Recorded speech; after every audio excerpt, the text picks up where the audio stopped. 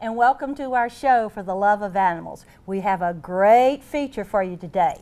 This is Miss Angie, and I'm Darlene Pickford. And Greg Bauer, and this is, of course, one of our regular Mr. Wicket. Mr. Wicket. Mr. Excitement, he'll sleep through most everything. But anyway, you said we had something exciting going on today. What's happening? Well, first, Greg, why don't you tell us about the upcoming shows? Okay, well, I'm just so hot to get to the topic. I know you are, I know.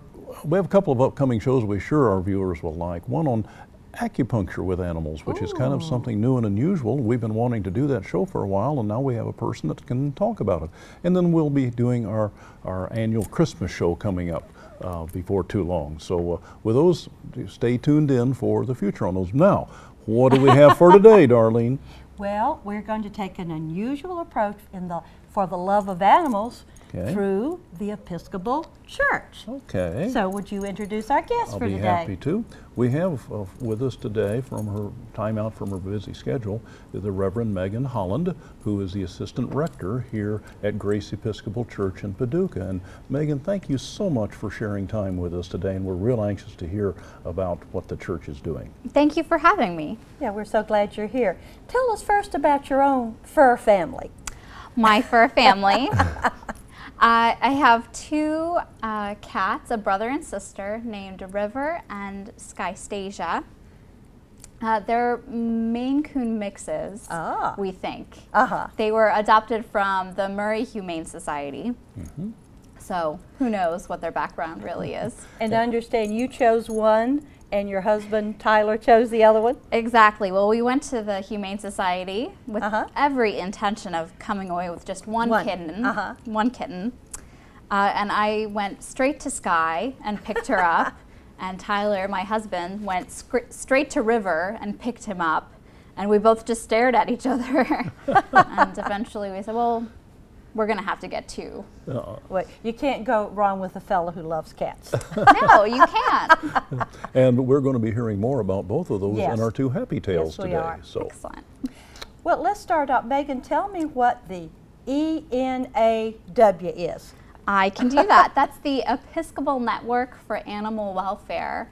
It's a grassroots organization composed of lay people and clergy within the Episcopal Church who want to support churches that want to support animals. So they believe that all of God's creatures deserve basic compassion and humane treatment. And so anybody can access this resource. I assume it's on the web? Yes, it's enaw.org. Okay, and so it's there are lots of resources on the website. Okay.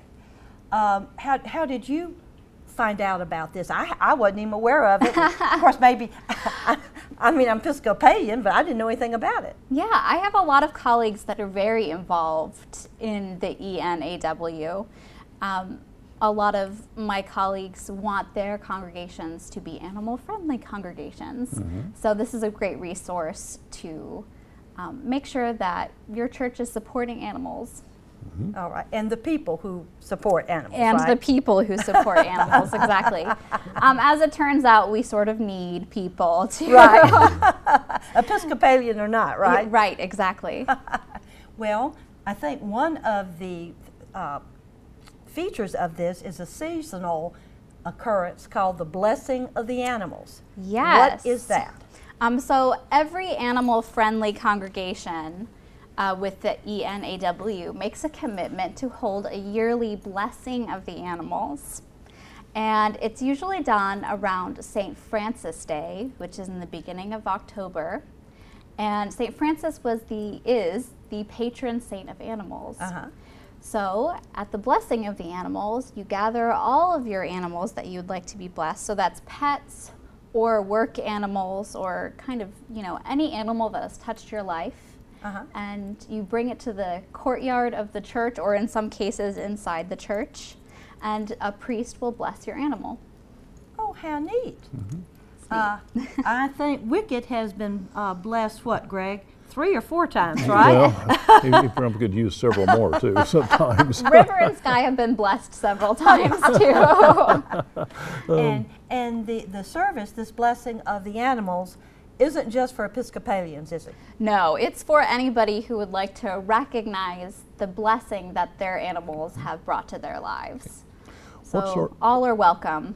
We usually have a animal-friendly reception afterwards with cat and dog treats. Oh, neat. Mm-hmm. Well, looking at ENAW for a second, what kinds of activities does ENAW sponsor that our folks might want to hear about?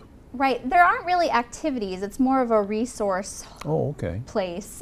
So if you are looking for, say, a local animal shelter, ENAW can point you in the right direction so your church can sponsor something like that, or support an organization like that. Okay. Well, how old is the organization?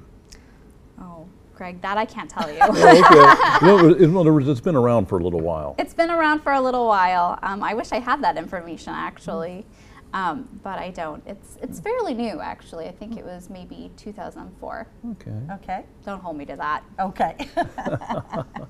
Well, and we're getting at a point now where, as we're beginning to hear about them, we want to hear more about the blessing of the animals and things, but we want to take a short break now and do a little happy tale about one of the two cats that Megan mentioned, called River. So you viewers will enjoy this little story. Give a listen. River is a 6-year-old orange and white male cat. He is of Maine Coon mix and weighs about 17 pounds. He and Sky are siblings, and both cats live with us. You will meet Sky later. River is the most social cat I have ever met. He loves to be the center of attention and will headbutt you unless he gets that attention, even in a large group of strangers. He also loves to hunt and catch bugs that get into the house. Moths are his favorite toy. He's not very graceful, and he doesn't have great balance, but he makes up for that with lots of charisma. If you start to pet him, he will flop over dramatically so you can rub his belly. This particular move we have named the River Cat Flop. Sometimes you don't even have to pet him for him to flop. Sometimes you can just look like you might pet him and down he goes. He's pretty irresistible.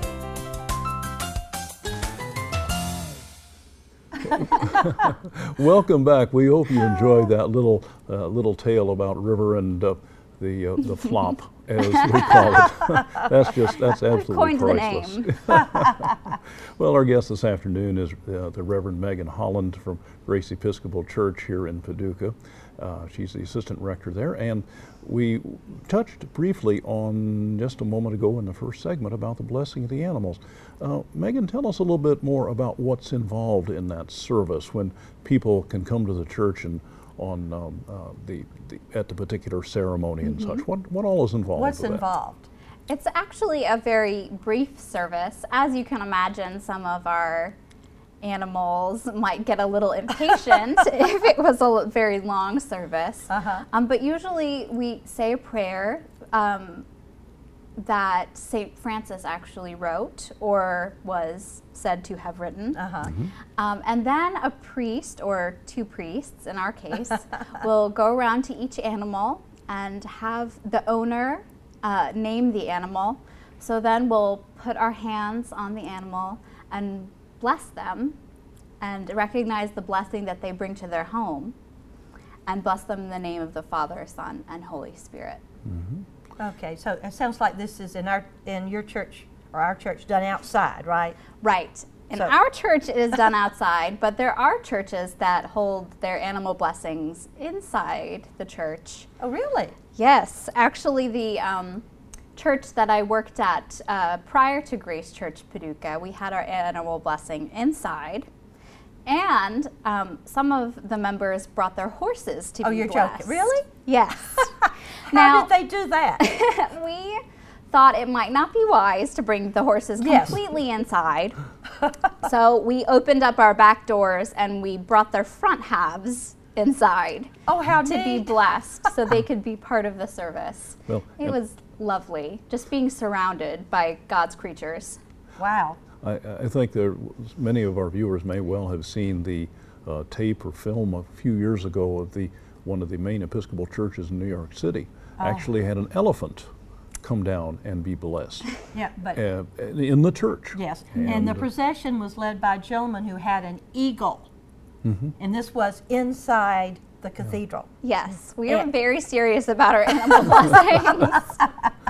All right. Yeah, it's a lovely service. But locally, it's very simple, and everyone is invited. Absolutely. And you have, usually our animals are, like if I took a cat, it would be in its cage. We do ask that your pets be in carriers or on leashes for their protection. Right. And if the cat got scared, you don't have to take the cat out of the carrier. No. And in fact, many people just bring pictures of their really? animals That's a good to idea. be blessed from afar, because not all animals like to travel and be outside. And then, of course, some people bring pictures of their work animals. This past year, we blessed a flock of sheep through a picture. Yes, so it was very fun. I also understand if you have lost an animal, the animal's picture is welcome at the blessing of the animals. Yes, at the blessing of the animals, we also have a brief prayer for animals that have died in that past year, and we recognize how important and special they were in our lives. Oh, that sounds real neat. It is nice. Now, this particular service is usually held in the fall of the year, isn't it? Right, it's usually at the beginning of October. And in celebration of St. Francis, right? Right. Tell us a little bit more about this saint. About St. Francis. Well, we have a lot of legends around St. Francis. Tell us some legends. Okay. There are a lot of really good ones. Of course, you know, as legends go, we can't say that they're true or not, but they sure are fun. Okay. One of the most popular ones is that St. Francis was traveling with some of his fellow monks. Okay. And decided to go off by himself because he was going to preach a sermon to the birds. Okay. So he went, and birds are said to have surrounded him and listened to his sermon, and not one of them flew away. Okay. All right. That's a good one. His sister birds. My favorite is a legend of St. Francis and a wolf. Okay. There was said to be a wolf terrorizing a town in Italy, and the wolf was eating people as well as the animals in the village. Well, they asked St. Francis to take care of this wolf, so St. Francis went, found the wolf, and just talked to him and commanded him to no longer eat people. And the townspeople had to agree to feed the wolf so the wolf wouldn't eat people. Okay. But so St. Francis was the broker of peace between this wolf and the village. And to the townspeople, the wolf was a great friend after that.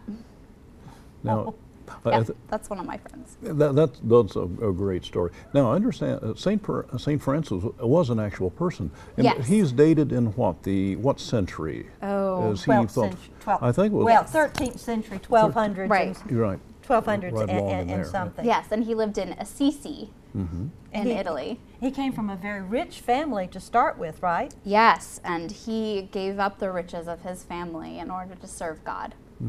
Wow. Do you remember the tale about the mice? I actually hadn't heard the tale about the mice, so you should share that one. I like that legend. Well, I told it to you. Why don't you tell it back? Would you like me? You tell it. You tell it. Oh, okay. St. Francis was in jail. I don't know why, but the devil sent 100 mice to irritate him, to eat his food and nibble on his toes and his ears. But God sent Felix the cat and surprised all the mice and exterminated all but 2 of them.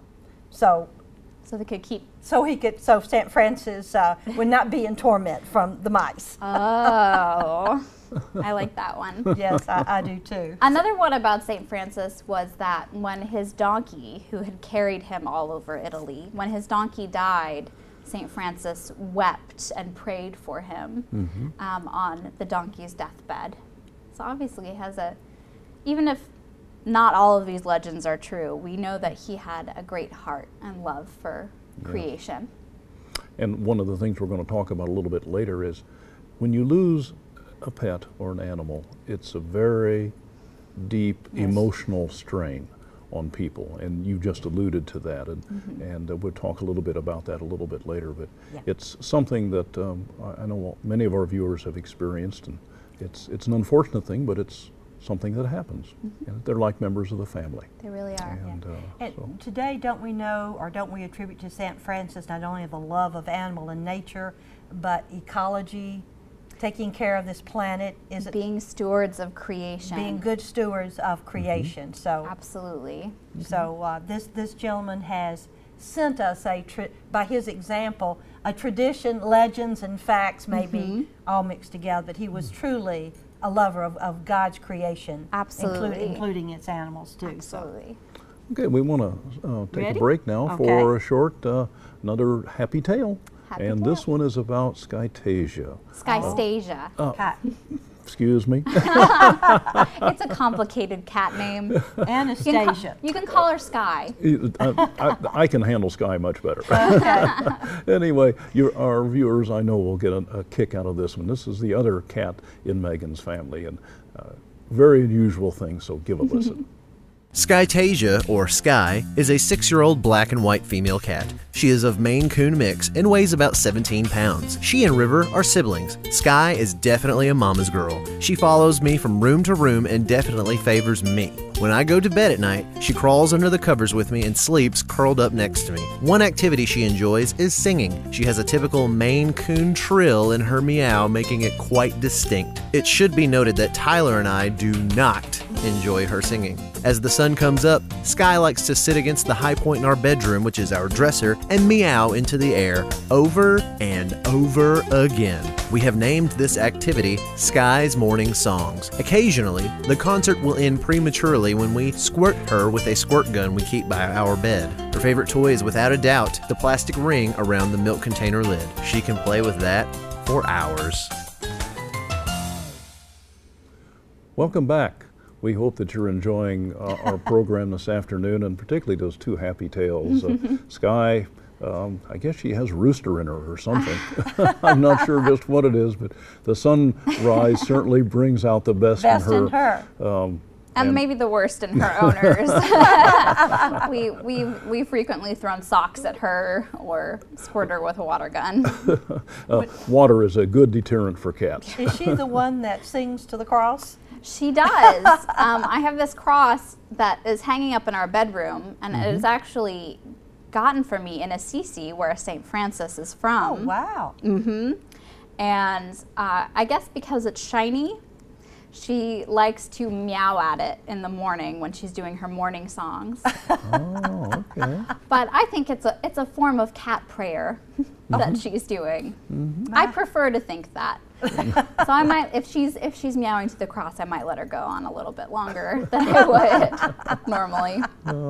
Well, we're so happy this afternoon to have with us Reverend Meghan Holland from the Grace Episcopal Church here in Paducah, and we're talking about animals and how the church views animals and some of the things that they've done with them. And we'd like to kind of, first of all, Meghan, if people would like more information about what the church does with animals, with the blessing of the animals and what we're doing, etc., and some future plans, how can they contact you?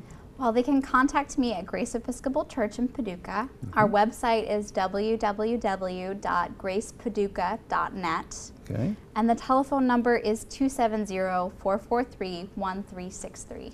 Okay. Okay. And the church can be contacted directly at what hours?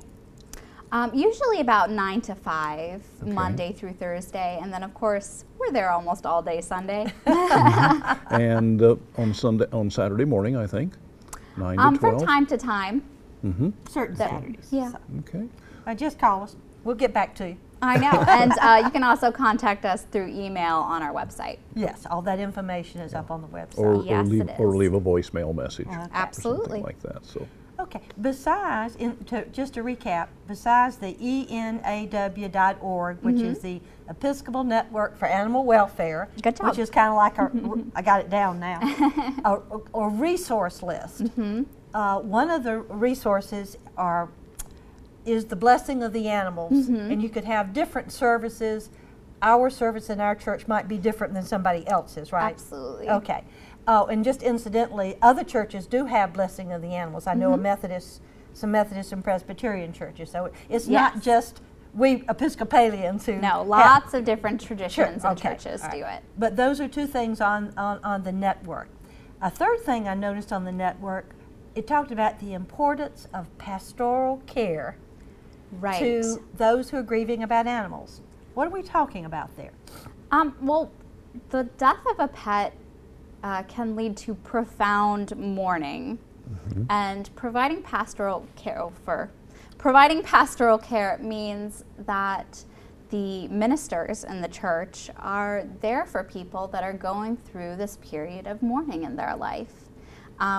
So any kind of grief, especially the loss of a pet, is taken very seriously, because in a lot of ways it's like the loss of a family member. Yes.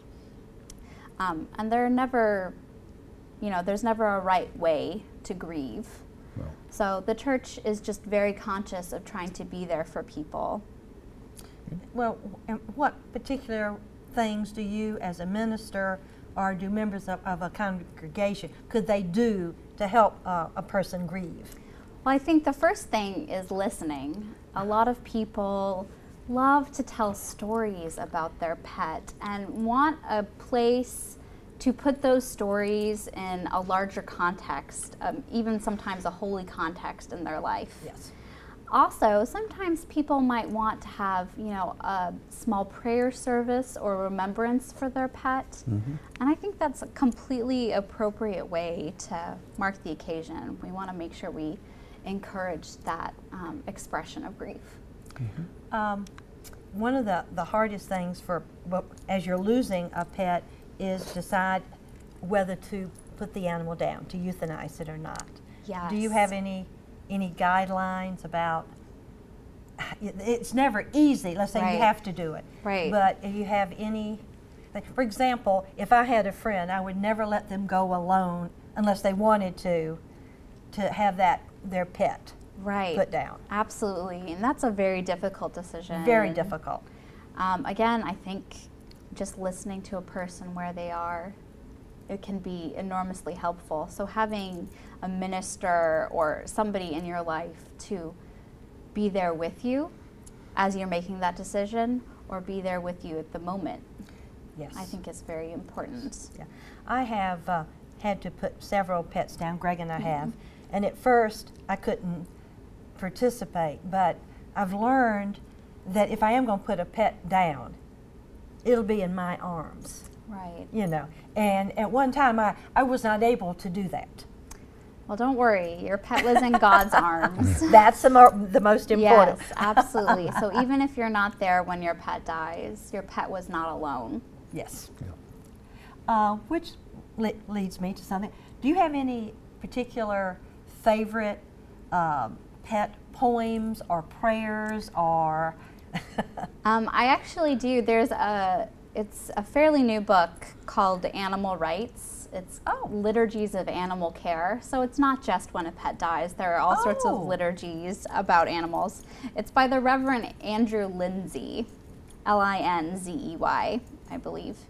And I have a prayer, but I'm afraid it's going to be too long. Should I just start go and ahead. you can We'll edit stop. it? We'll talk Please fast if share we it need with to. us. Okay. Please share it with us. This was actually said, this is the prayer that Reverend Lindsay said for his own dog, Barney, as he died. So I'll put the name of the dog, Barney, in the prayer, but it could be for any pet. Pilgrim God who journeys with us through the joys and shadows of this world, be with us in our sorrow and feel our pain. Help us to accept the mystery of death without bitterness, but with hope. Among the shadows of this world, amid the turmoil of life and the fear of death, you stand alongside us, always blessing, always giving arms, always outstretched. For this we know, every living thing is yours and returns to you.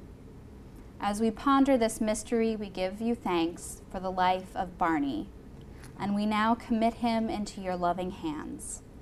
Gentle God, fragile is your world, delicate are your creatures, and costly is your love, which bears and redeems us all. Amen. Wow. That's a beautiful prayer. Here's another book I have to go and buy. Speaking of the title of the quite book, Animal Rights, but it's R-I-T-E-S. Exactly. Not R-I-G-H-T-S. Right, okay. R-I-T-E-S. R-I-T-E-S, okay. Well, Megan, in summary, we've talked about the Episcopal Network, the Blessing of the Animals, St. Francis, Pastoral Care. What one idea or thing would you like our viewers to remember in our last couple of minutes? I think it would be that our pets are very important parts of our faith stories, and there are a lot of ways to honor our pets as we live out our faith. Yeah, that could. Can't say it any better than that, right? I don't think so at that point. And so, one thing we can add is that if you want to honor a deceased pet, instead of doing a happy tale, we here on the show do a forget-me-not, yes. which is a story that tells about the life of the animal. And the only thing we ask is that the person who had owned the animal is to make a donation of any kind, either in their time or money, to some pet organization. Oh, and that's we just attribute the person and the animal and the source, so never the amount. it can be to any organization that you so desire. Exactly, any animal rescue. Well, Miss Angie, did you hear that? Did you hear all of that? Well, You have been very good. She's been sleepy. Yes, you have. Yes, very Well, good and sleepy. unfortunately, we're running out of time, I and know. there's so much more that we could cover with this topic, and we'll just have to Absolutely. leave that for another time. Yes. But Megan, we want to thank you so much this afternoon for Thank joining you. us and giving of your time and for your insights into how the Episcopal Church, anyway, views animals, and I think as all human beings, because it's not done just in the Episcopal Church, but in other churches as Absolutely. well. But you've given us a lot Absolutely. of good insight and information, so we'd like to thank you again for Yes. joining us today. So, Thank you so very much. We're so glad you came. I'm glad to be here. Darlene? Oh, time flies when you're having Yes, fun, doesn't I it, know Greg? It sure does. And so we're ready, Yes. unfortunately, to shut down again, but we'll be back with other shows. So, and in closing, I'm Greg Bauer, I'm Darlene Pigford. and we want to remind our viewers what we tell you every time. Give your pet a little extra love today and every day. See you next time. Bye.